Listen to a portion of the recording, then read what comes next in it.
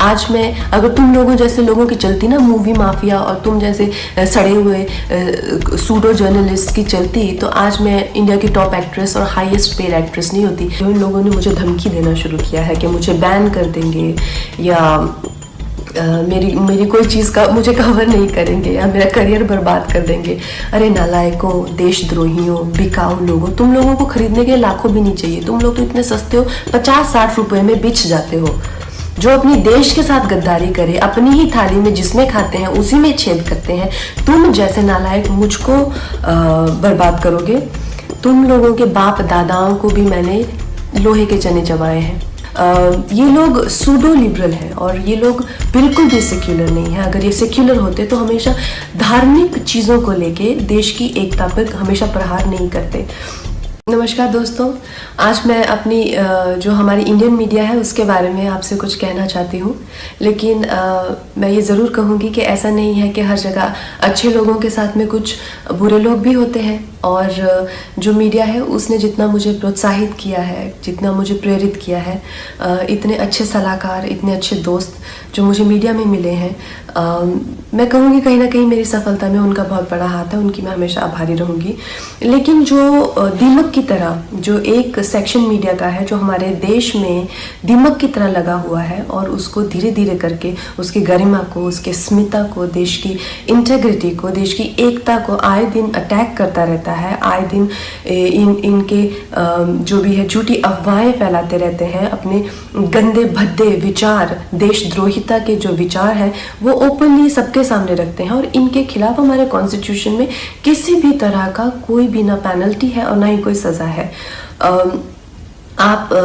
तो इस चीज़ से मुझे बहुत ही ज़्यादा ठेस लगी और मैंने अपने आप में ही ये डिसाइड कर लिया कि ये जो दो गली मीडिया है, ये जो बिकाऊ मीडिया है, जो खुद को लिबरल कहती है, सेक्युलर कहती है, और कुछ नहीं है, 10वीं फेल भी नहीं है ये लोग सूडो लिबरल है और ये लोग बिल्कुल भी सेक्युलर नहीं है। अगर ये सेक्युलर होते तो हमेशा धार्मिक चीज़ों को लेके देश की एकता पर हमेशा प्रहार नहीं करते। ऐसे ही एक चिंदी से जर्नलिस्ट को मैं 1-2 दिन पहले एक प्रेस कॉन्फ्रेंस में मिली।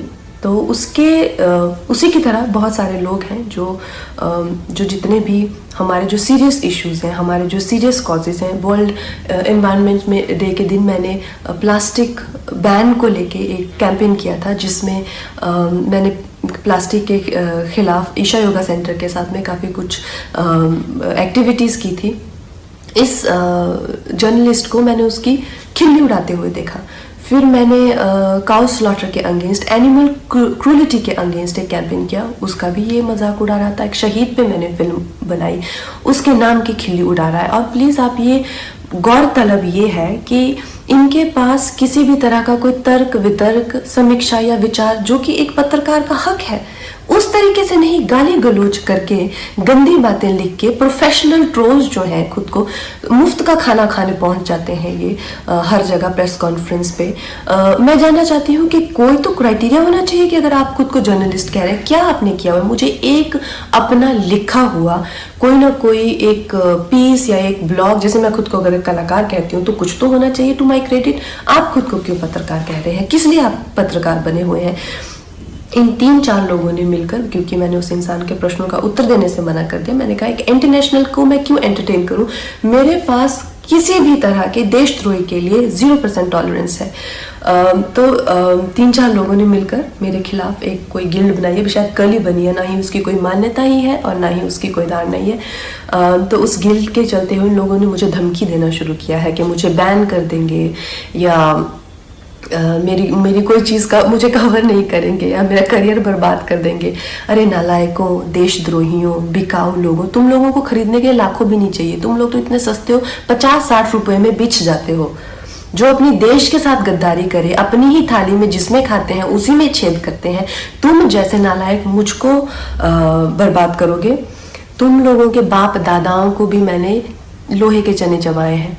आज मैं अगर तुम लोगों जैसे लोगों की चलती ना मूवी माफिया, और तुम जैसे सड़े हुए सूडो जर्नलिस्ट की चलती, तो आज मैं इंडिया की टॉप एक्ट्रेस और हाईएस्ट पेड एक्ट्रेस नहीं होती।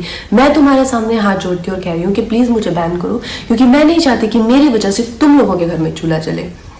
और इससे ज़्यादा बड़ा एहसान आप मुझ पे नहीं कर सकते कि आप मुझे बैन कीजिए। और जो भी मेरे भाई बहन इस देश के जो युवक युवतियाँ हैं जिन्होंने इन लोगों का बहिष्कार किया है, और जब मणिकर्णिका फिल्म भी आई थी और मूवी माफिया उसके अगेंस्ट पूरी गैंग अप हो गई थी, तो इन बच्चों ने इतने अच्छे तरह से हर दिन we stand with Manikarnika trend किया, उस फिल्म को बहुत सफल बनाया। फिल्म ने 150 करोड़ से ज़्यादा का बिजनेस किया, और इस चीज़ से मुझे इतना गर्व है अपने देशवासियों पर। आप लोगों के लिए जो हो पाएगा उससे भी ज़्यादा करके दिखाएंगे। बहुत बहुत धन्यवाद।